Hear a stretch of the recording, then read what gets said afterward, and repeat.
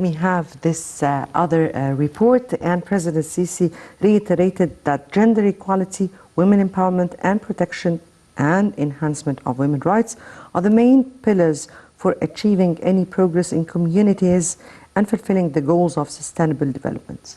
Let's watch. Egypt's women have always been its trumping card. For so many years, women have played a key role in all sectors on all levels. It is worth mentioning that there weren't an Egyptian revolution without a clear footprint for women in it. Starting with 1919 revolution against the British occupation back then, which was led by political activist Safiya Zaghloul until June 2013. On top of the Egyptian women's achievements in 2020 came selecting Minister of Planning and Economic Development Hala Said as the best minister in the Arab world. Sheikh Mohammed bin Rashid Al Maktoum, Vice President and Prime Minister of the UAE and ruler of Dubai, announced the winners of the Arab Government Excellence Award, which aims to recognize leading Arab ministers and ministries for their outstanding work in advancing governance and administrative practice in the region. A part of their political contribution, Egyptian women have always been able to adopt different tough social situations.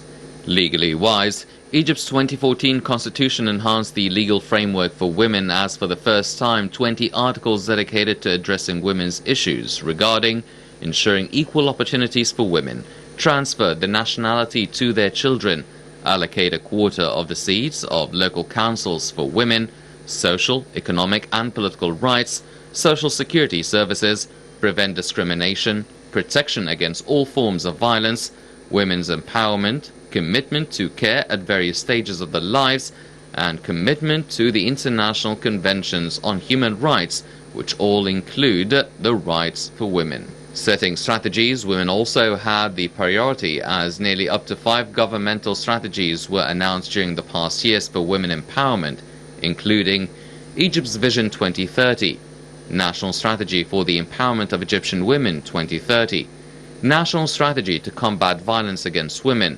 National Strategy to Combat Female Genital Mutilation, and the National Strategy to Combat Child Marriage. President Abdel Fattah al-Sisi honored a huge number of women who were described as social fighters. 2017 was decided to be named the Women's Year as recognition for what they did for Egypt. In March 2017, President al-Sisi announced and endorsed the National Strategy for the Empowerment of Egyptian Women to be the national policy and guiding document for the government. Among the efforts done for women empowerment was dedicating amounts from the national budget for childcare services and for supporting female breadwinners as poor families. On the aspect of gender equality seal, Egypt is the first Arab country and the second globally to develop a certification program for government and private sector based on the success of the gender equality seal. The seal provides Egyptian companies guidance on how to address challenges for women such as access to work, wage inequities, sexual harassment, work-life balance and access to leadership positions. Nearly private sector companies have undergone a thorough process of assessment. انتوا اللي هتحددوا مصير مستقبل مصر مش انا. لما طلبتوني لقيتوني ولم ابخل عليكم بحياتي وانتوا وعدتوني انكم هتقفوا جنبي. اي حد ممكن يخاف الا انتوا يا مصريين.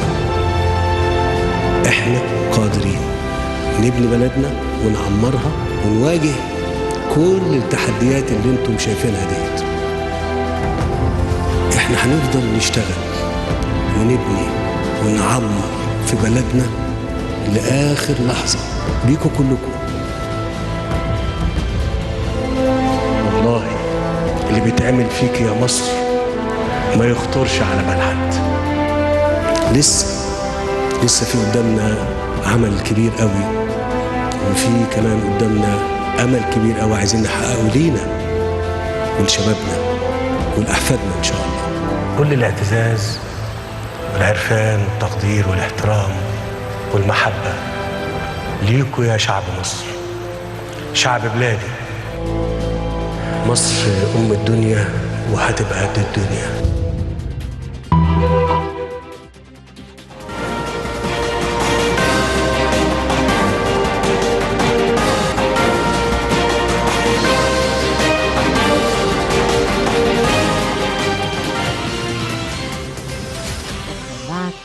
Back to you, Dr. Maha, and we were speaking about women and women's status. And here I would like to pinpoint a very important issue, which is human rights. And protection and enhancement of human rights cannot really be achieved except with ensuring the protection of women's rights as well. Exactly. Yes. Before I continue on, I guess I have with me Ambassador Dr. Moshira Khattab, former Minister of Family and Population. Good evening to you, Dr. Moshira. Hello, good evening. Your Excellency. Good evening to you and your distinguished guest, Dr. Maha. Your Excellency, a very pleasure to have you on our show, and we're speaking today about women and women's role, long history, and particularly in the very recent time, and what women have achieved. So how do you view the role of women along history? How do you view what women achieved, and what are the main challenges facing women at this very particular time? Well, I will not add much to what your distinguished guest has been saying on the role of women. I just want to flag that 2020 has been a very challenging year for humanity, for the global community at large because of COVID-19.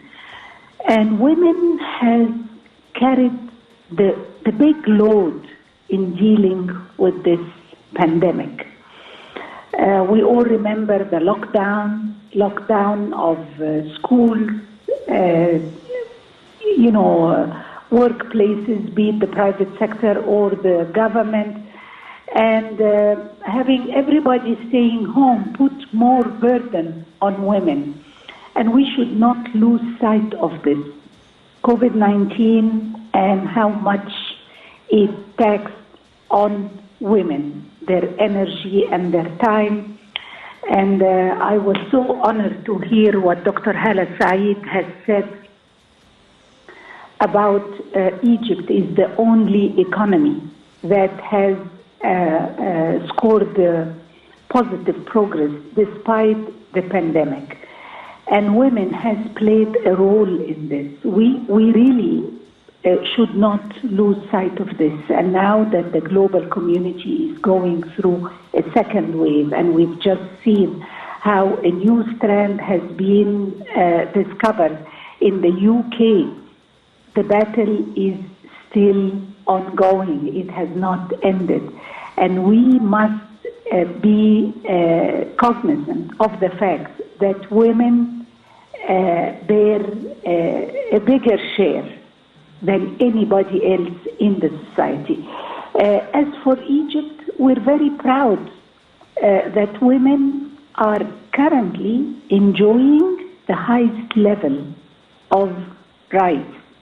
I mean, throughout our history, women movements have been putting a lot of effort to empower women, be it politically, economically, in terms of education, in terms of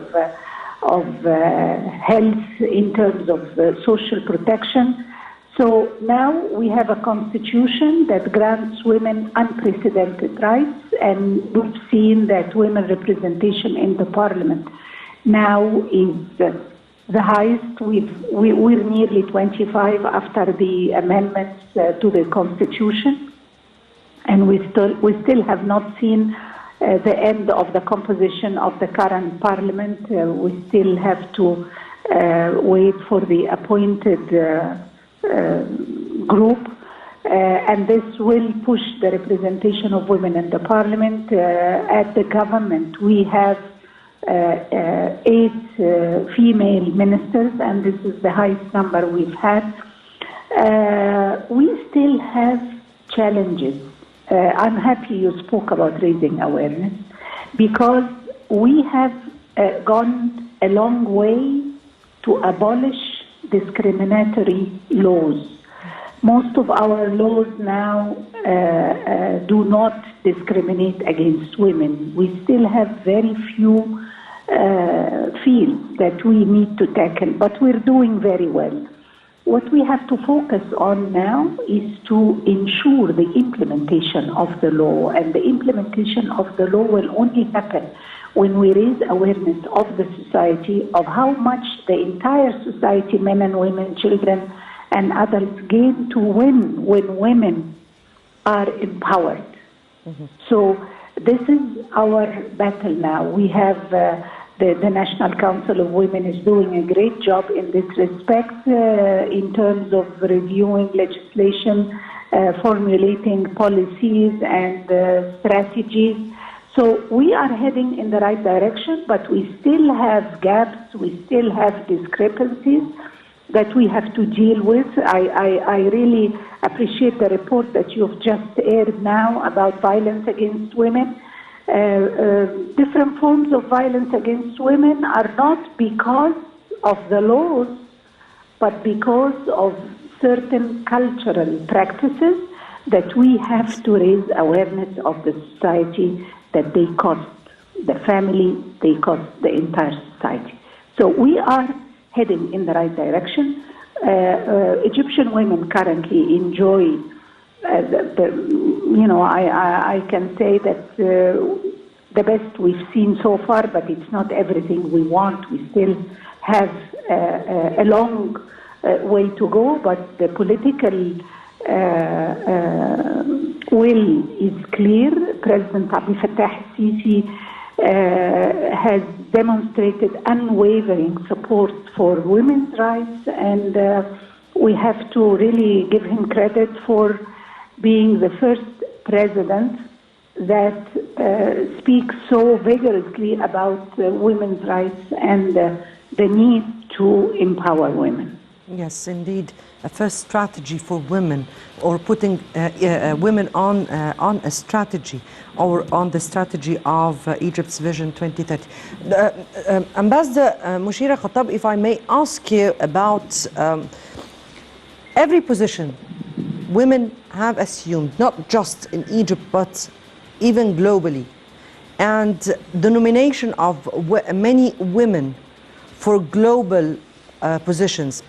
How did you find that? How do you view that? What does this reflect for the achievement of women, particularly the Egyptian women? Well, we have to give women the credit for this, because women have worked very hard to fight for their rights, and they're faring well in Egypt and globally.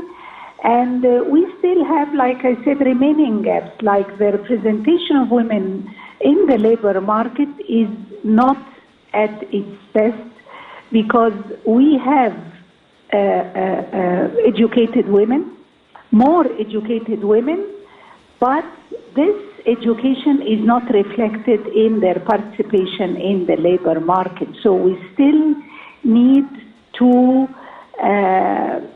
build the capacities of women to be more competitive at the labor market, especially in the private sector, because women are more represented in the public sector, in the government. It's more convenient family-wise. Working hours are more friendly, terms are more friendly, but it's not as competitive as the private market, the private sector. So we need to push the number of women working in the private sector, and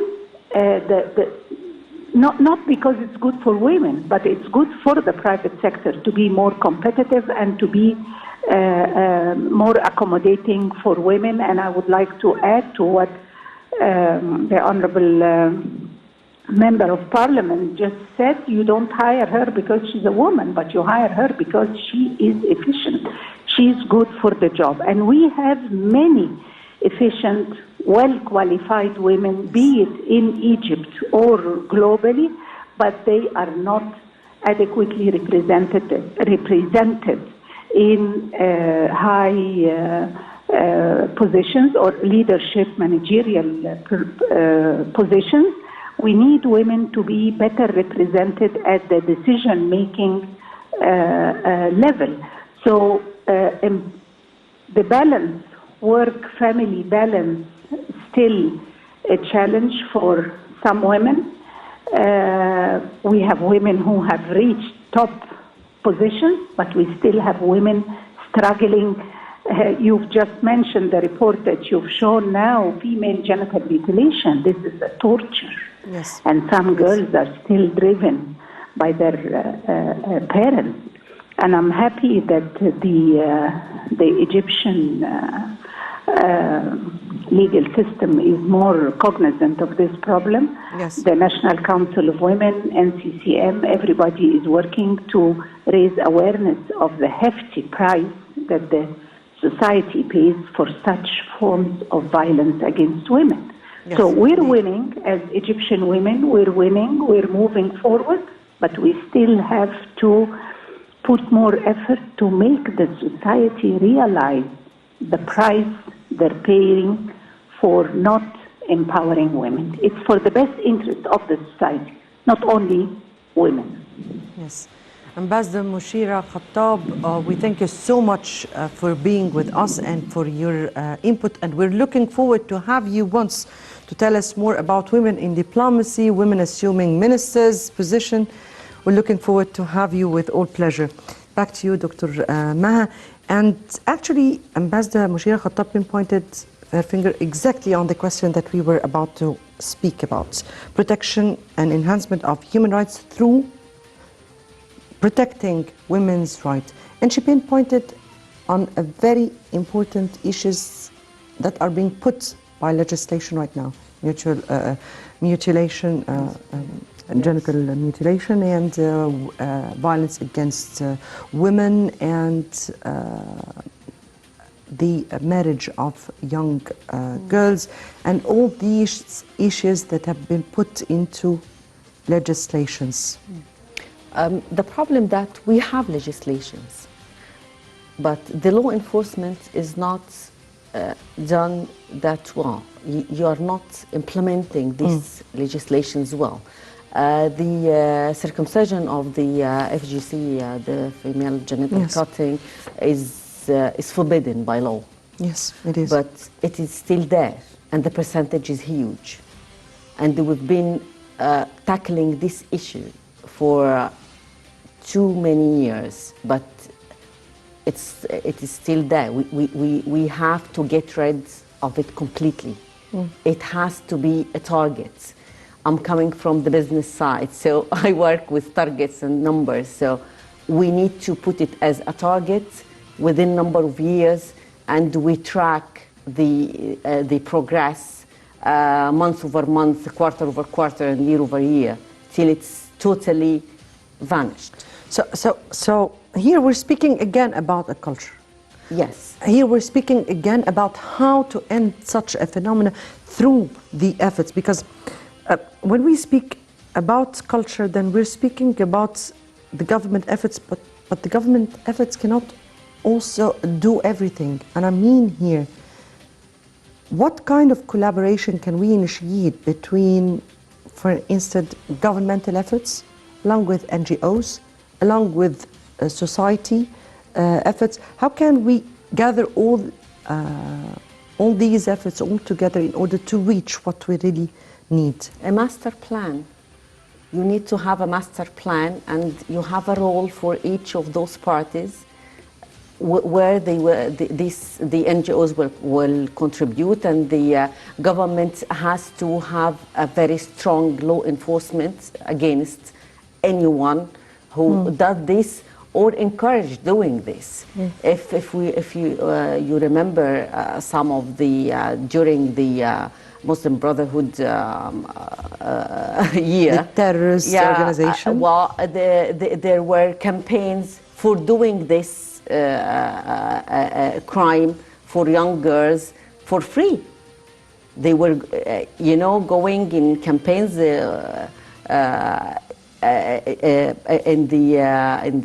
villages, and they were doing it for free. You cannot have a man in a mosque or in a church saying that this is the right thing to do, and then ask the normal people to avoid doing this. Perhaps we're speaking here about religious efforts as well, joining those efforts. It's not just religious effort. You know, the standard or the announced religious opinion is with the law, with the legislation, but the small mosques and the small churches in the villages, they are not all following what Al-Azhar or the cathedral are saying, that you shouldn't do this to the girls. So you have to have more power against all these things to prevent them saying this to the normal people in the villages. You mean here end the confusion or start a kind of conversation that would really make people understand between the perceptions they got through very, very bad traditions that have been transmitted over the years, and the real essence of religions, right? Yeah, and the same applies for the violence, the domestic violence against women, and the same applies, of course, for marrying the young girls. And you know, you cannot you get them married, and if they got pregnant, you cannot name the children with their fathers because it's illegal. So it's a real mess. So we have to. Actually, I have seen once in some area. I'm not going to speak about this or to name the segment.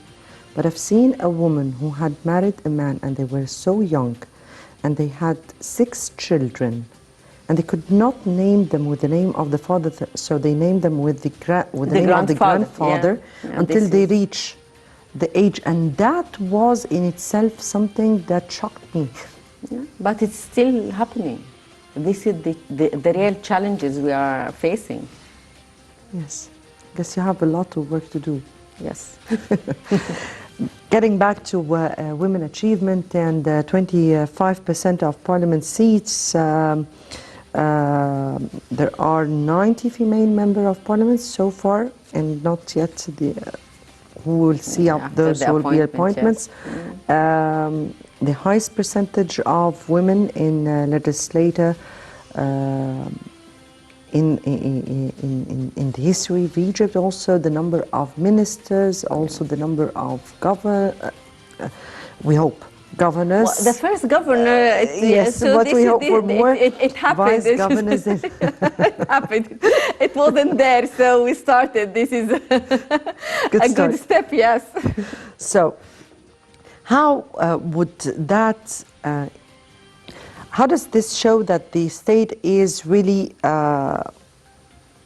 affirming its action towards giving women more and more position and role in all segments of the society and in all the positions in all standards?